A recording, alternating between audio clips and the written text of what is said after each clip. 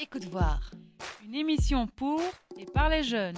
Proposée par Forgy, la Fédération de maisons de jeunes et organisations de jeunesse. Avec le soutien de la communauté française Wallonie-Bruxelles. C'est ça. Steve, toi tu viens d'où et tu as fait quoi avant?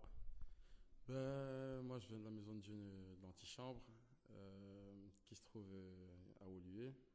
Et comment dire, je fais partie du groupe Nocif.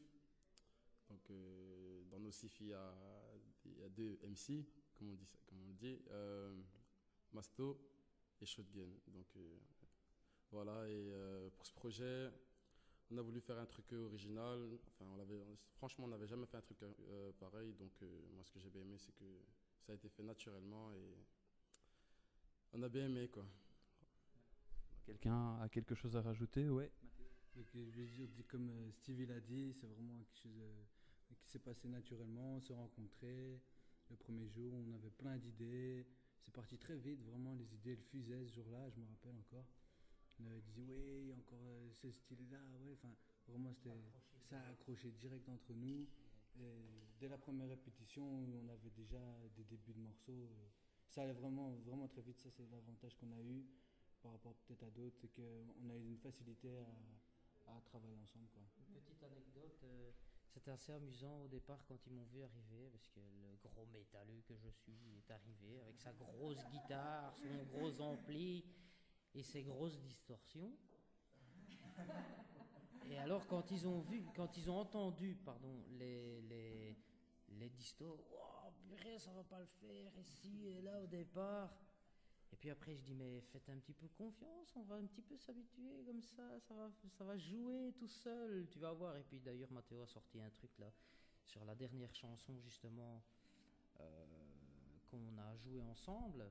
Eh bien c'est parti sur du métal. On savait pas faire autre chose que du métal quoi. Donc voilà, metal rap, ben du coup ça a fusé et les idées sont parties comme ça. Tout compte fait, ouais, c'est quand même puissant, c'est balèze, c'est ci, c'est là. Alors qu'ils étaient habitués à un autre style, évidemment. C'est pas non plus facile de s'adapter à ça. Mais je trouve qu'ils ont fait ça avec une grande maestria. Donc voilà. Ouais. Et toi, Charlène, je crois que tu as une formation plutôt technique en blues. J'ai entendu des trucs.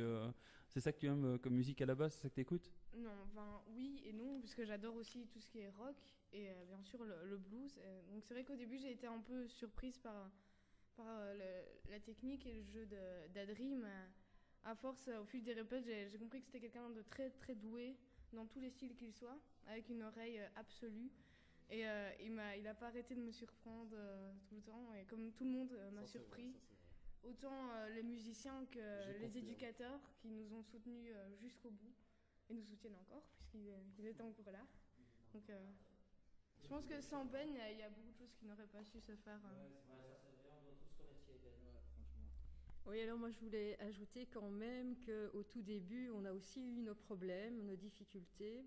Et en fait, la première difficulté qu'on a rencontrée, et c'est très important de le dire, je pense, c'est qu'on avait fait une petite réunion pour parler de ça avec les animateurs qui organisaient donc le festival. Et en réalité, on n'avait pas parlé de l'idée qu'on avait du métissage. Personne n'avait parlé de l'impression qu'on avait peut-être déjà dans notre tête, de l'image qu'on s'était créée, de ce que ça pouvait être. Alors on s'est rendu compte vite, aux premières réunions, qu'on avait tous des idées différentes. Et donc il y a eu des frictions et ça n'a pas été facile au départ de faire comprendre, tiens, moi j'avais telle idée de la chose. Tiens, Mathéo avait telle idée de la chose, Adri avait telle idée, Charlène avait telle idée. Il n'y avait que des idées en fait. Et donc voilà, mais on avait tous des idées différentes de ce que c'était le métissage musical. Et donc en fait, en se parlant, en expliquant, en jouant des extraits, mais oui, écoute ça, ou tiens, regarde, écoute ce truc-là. Et finalement, en discutant, c'est vraiment une superbe communication et la tolérance entre nous qui a fait qu'on a vraiment agi le noyau dur. En tout cas, pendant 1 mois et demi, Charlène, Mathéo, Adri et moi, on a essayé d'agir comme des pros à ce niveau-là, quoi. On s'est vraiment dit, on doit être sérieux, on s'engage dans un truc et on y va à fond.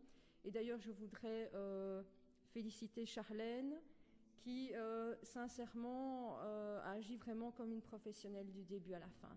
Malgré les moments difficiles, pour une grande débutante qu'elle est à la guitare, etc., elle s'est accrochée et Je veux dire, il y a beaucoup de talent chez elle et voilà, et je l'embrasse très fort. Je voulais juste préciser, voilà, Charlène, elle a que 16 ans. Donc vraiment, moi encore, je dis chapeau, vraiment félicitations, bravo quoi. Moi, j'ai été très, je vais dire, même pas surpris, comment je vais dire, c'était assez magique parce qu'elle me disait ouais, non, c'est pas possible, j'ai un trac fou, j'en peux plus, je suis pas bien. À la limite, on se dirait, mais même à la dernière, avant de rentrer, elle nous dit ah non, moi je vais pas jouer, vous avez pas besoin de moi, les gars. Je dis ah non, ah oui, bien sûr, mais c'était assez amusant, quoi. Et en même temps, je trouve que vraiment là, elle a mis vraiment ce qu'il fallait, là où il fallait, la touche.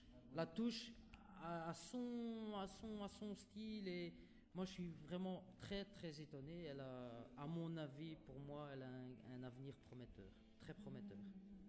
Moi, tout ce que j'entends ici, ça me fait me poser une petite question. Si j'ai bien compris, Double Edge, c'est un groupe qui a 2 mois d'existence. En 2 mois, vous avez l'occasion, franchement, de faire un truc déjà très chouette ici. J'ai entendu dire par Christophe Gonneau que la MJ, la Clé et les Keys Records allaient sans doute vous aider pour essayer de perfectionner un peu tout ça, de lécher un petit peu plus le travail et de produire quelque chose. C'est un truc qui vous plaît? Vous avez envie de continuer avec ce groupe? Le futur vous donne envie de continuer? Ouais. Ça nous a ouvert vraiment à tous, je pense, vraiment des portes, vraiment des grandes portes dans tous les styles, à tous les niveaux. Déjà, on rencontre des musiciens, chose que, par exemple, nous, les rappeurs, on n'a pas l'habitude. Pour faire de la musique, faire des instrus, c'est difficile. Moi d'ailleurs j'ai dû commencer, c'est comme ça que j'ai commencé à faire des instrus, c'est parce qu'on n'avait pas le choix et je devais les faire. Donc vraiment quand je rencontre des guitaristes, des musiciens, ça me fait vraiment plaisir. Surtout quand ils veulent bien travailler avec nous et que ce qu'on fait c'est vraiment bien. Donc moi voilà, vraiment bien.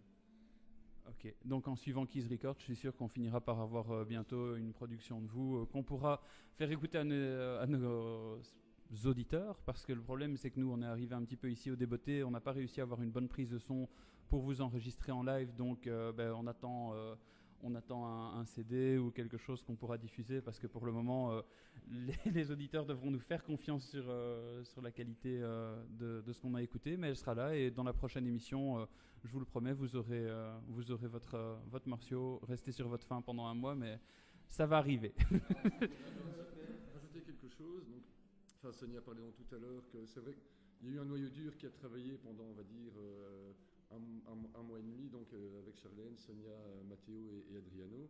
Et bon, comme on disait tout à l'heure, ils venaient d'univers musicaux différents, même Sonia et Adri et Charlène qui sont dans un univers rock, pratiquent un rock complètement différent, Matteo qui venait d'un univers hip-hop. Bon, tout ça a été travaillé très sérieusement pendant 1 mois et demi.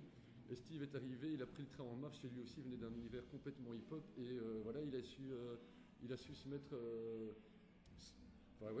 se mettre dans le bain assez rapidement parce que 2 semaines c'est très court pour apprendre un répertoire qui existait déjà, écrire des textes et tout ça.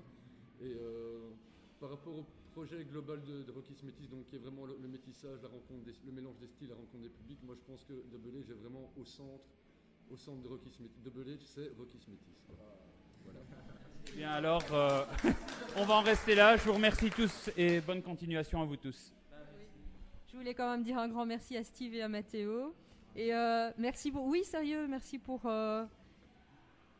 tout, pour la différence, la tolérance et la compréhension. Voilà, gros bisous. C'est une formidable touche sur laquelle on termine. Je vous remercie beaucoup pour cette interview et vous pourrez la suivre sur Route 90 et Coup de Voir.